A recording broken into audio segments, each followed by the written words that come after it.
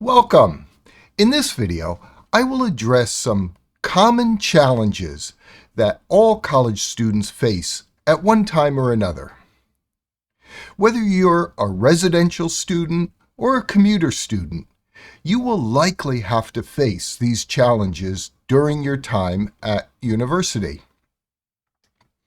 Now, these challenges don't have to be a significant problem, so long as you know to expect them and you know where to get assistance when the challenges rear their ugly heads. I hope that the content of this video helps you be more effective as a college student. Let's get started. I selected a few challenges after reflecting on my time as a student and as a professor, and in observing the challenges that students in my courses have faced. At any given time, a student is unlikely to face all of the challenges, but during time at college, it's likely that every student will face these challenges.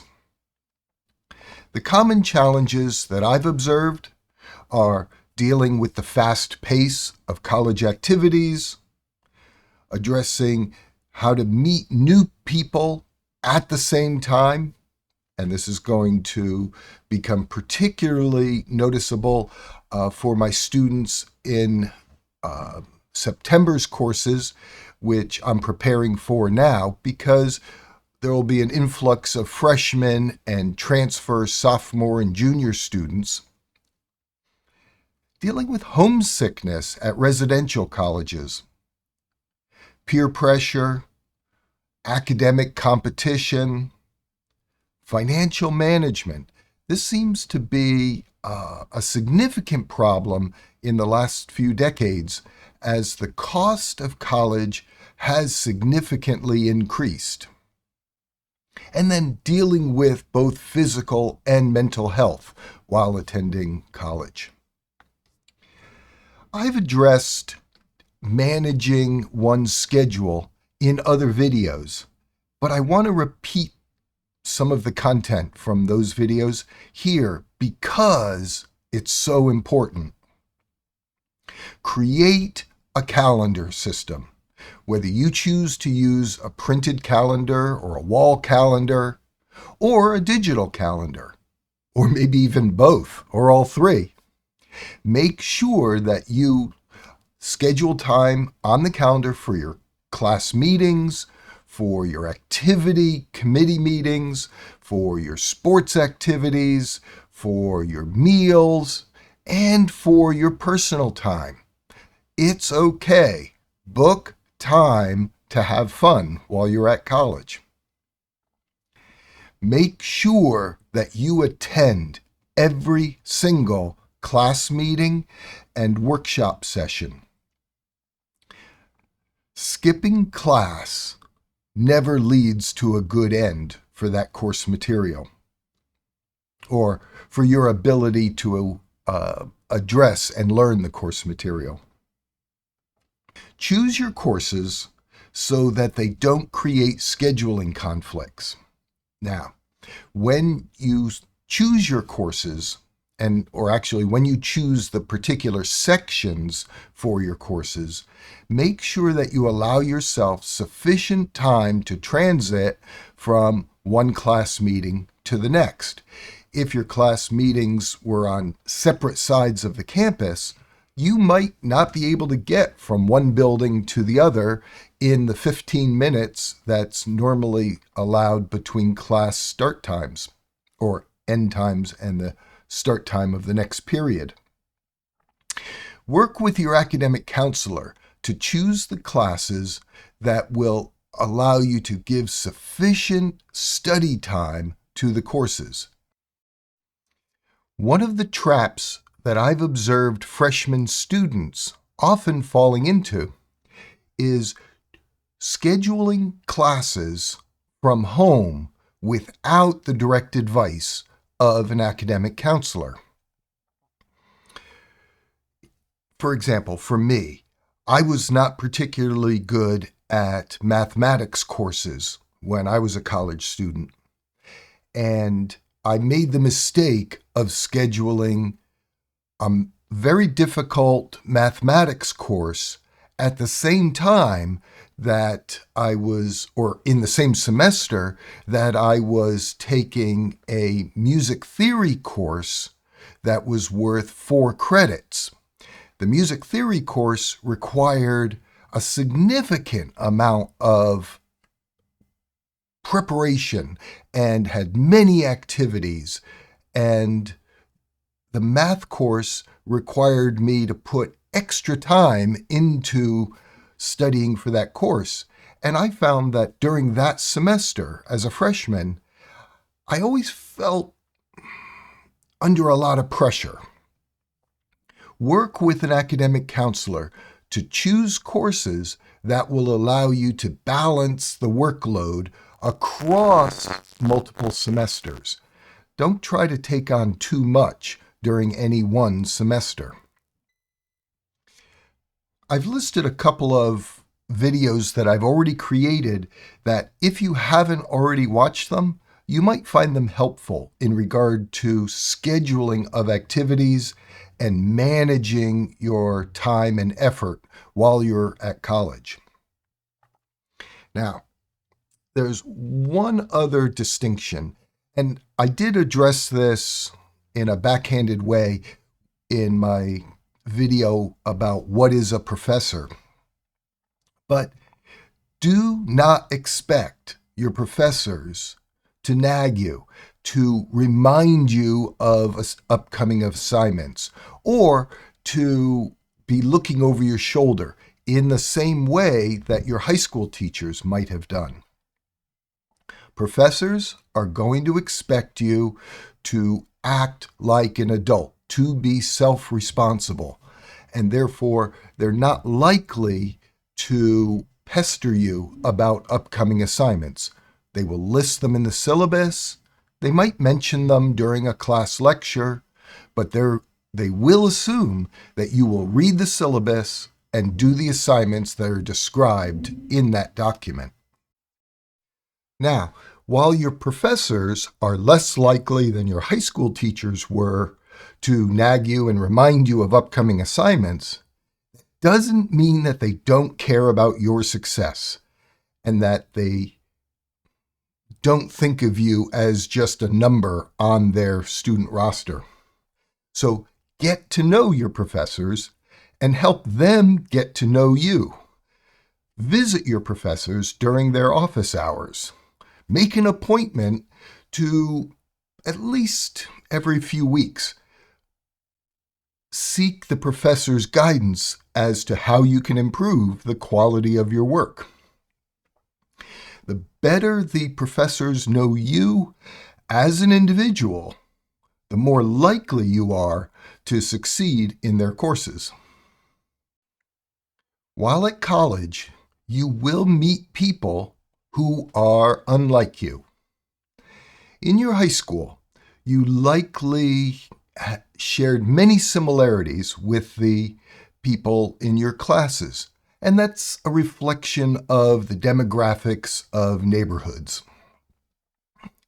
But college tends to draw students from a wider pool.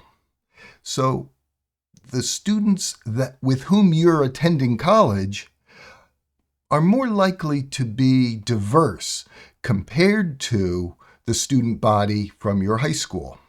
So, practice valuing the experiences that your colleague students have had. Get to know what their lives were like, what is their view of the world, and recognize that you have an opportunity to expand your own views.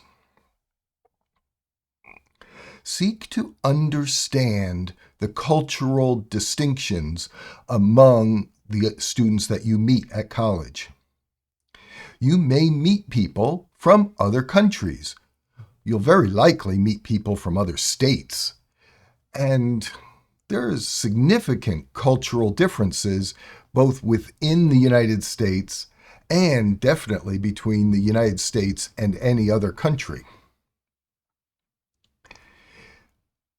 When you meet students who are not native English speakers, seek to make acquaintance with them. Maybe even trade language lessons with them. Help them to improve their English skills, while at the same time expecting that they will teach you their native language. This can be a very rewarding experience of learning another language while at the same time helping someone to use your language a little bit better. And when you meet people who have different worldviews, seek to understand their opinions and hold your judgments of their opinions in abeyance. Don't be quick to judge negatively someone just because they have opinions that differ from yours. If you're attending a residential college, it's likely that you will feel homesick at some point. This is normal. One of the ways that you can deal with homesickness is to call home frequently. Today, with smartphones and different video apps, it's easy to make a video call home. It's likely that your parents have either a computer or a smartphone capable of making a video call with you. It's okay to invite your family and maybe even your friends that you grew up with to come visit you on campus. You don't want the visits to be too frequent, but it's really nice to have your family come visit for a Saturday or a Sunday. And if you're lucky, they'll bring you a big box of homemade cookies. Which, by the way, the law is you must share those cookies with your professors. And when it comes to the holiday and spring and fall breaks during the semester, go home, visit your family.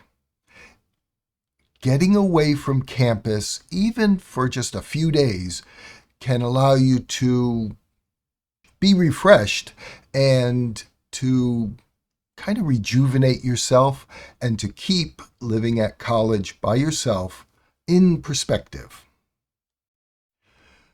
Be very aware of the pressures that your peers will put upon you.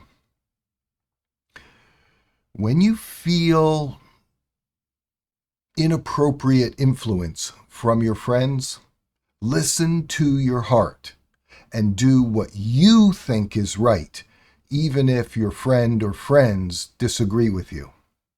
Be willing to say no. And remember, no means no. Make your acquaintances accept your no. Protect yourself now, both mentally and physically.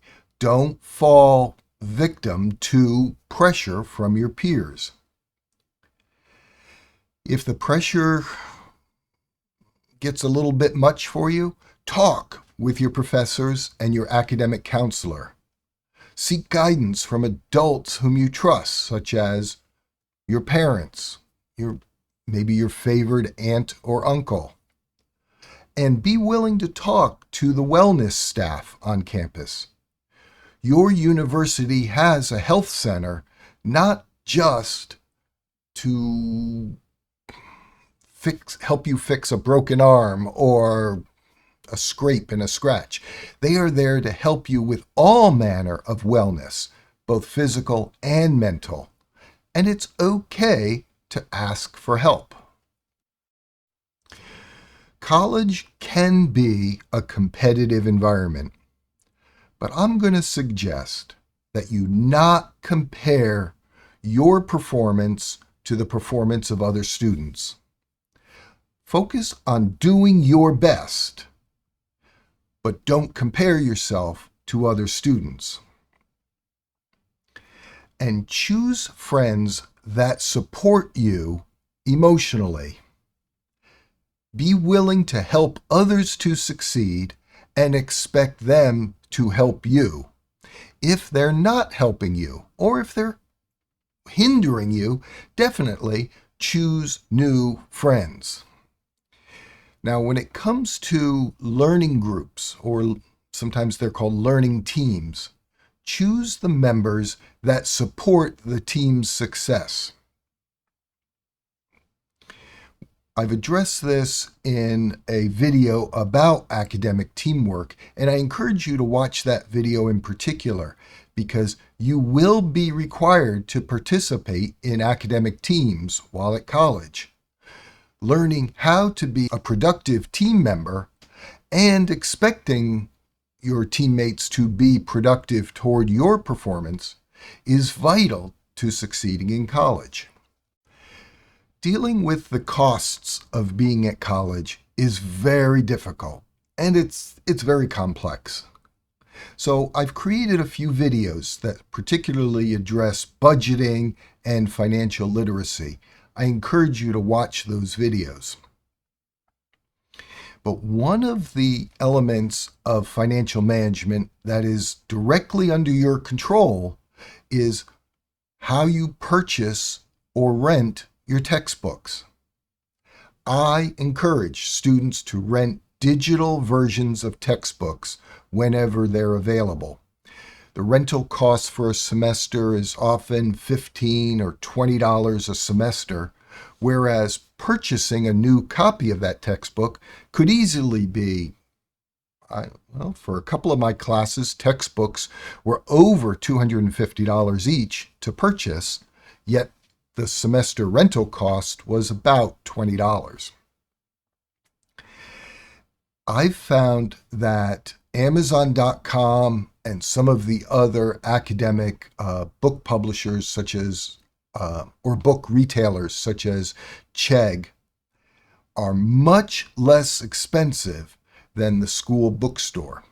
In fact, at my university, the bookstore manager does stock printed copies of textbooks, but openly advises students to rent textbooks from Amazon because it's less expensive in the long run than purchasing the textbooks, particularly when they're textbooks that you won't need as future reference books. Take care of your physical and mental health. When it comes to your physical health, in addition to getting exercise, eat a healthy diet. Look, I love pizza, but once or twice a week is more than enough. And one of the things I've observed from my students is that chicken nuggets from the dining hall are a really hot commodity. Yeah, I get they taste good, but not every day. They're not a particularly healthy foodstuff. I'm going to recommend that you eat a salad with each lunch and dinner. It will help keep your digestive system in check, and you'll just feel better overall. Plus, there's fewer calories in a salad than there is in most other prepared foods. So, eat a salad. I'm not saying eat only a salad, but a salad with a couple of chicken nuggets and a piece of pizza is better than too much pizza or too many nuggets. Now, and one other bit of advice. Get to know the staff in your dining facility. For example, during semesters when I have a couple of hours free in the middle of the day, I'll eat in the student dining hall. The food preparers there have gotten to know me over the years, and when I walk in, they know what I like to eat, even if it's not on that day's menu.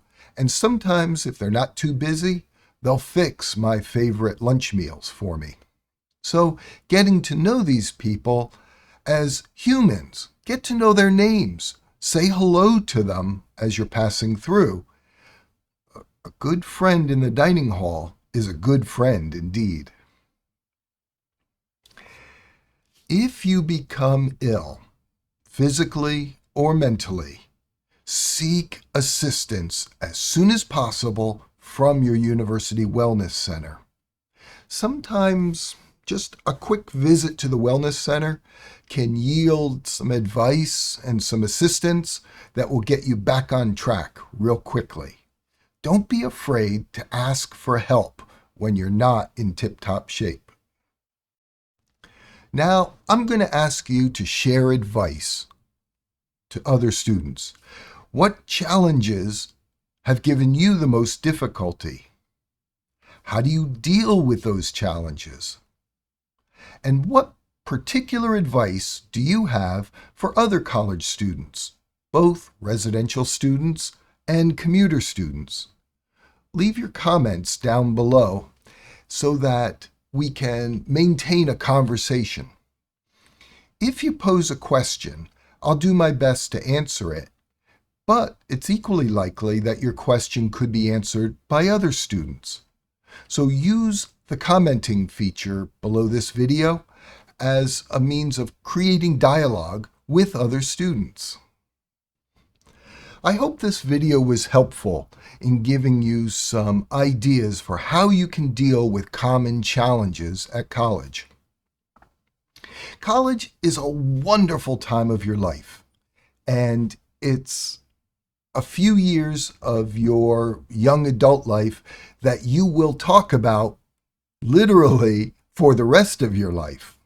College is often the most emotionally significant period of many Americans' lives.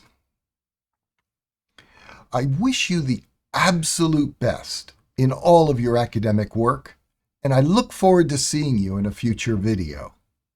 Bye for now. Mika, are you lying down there behind the chair? You're such a good dog.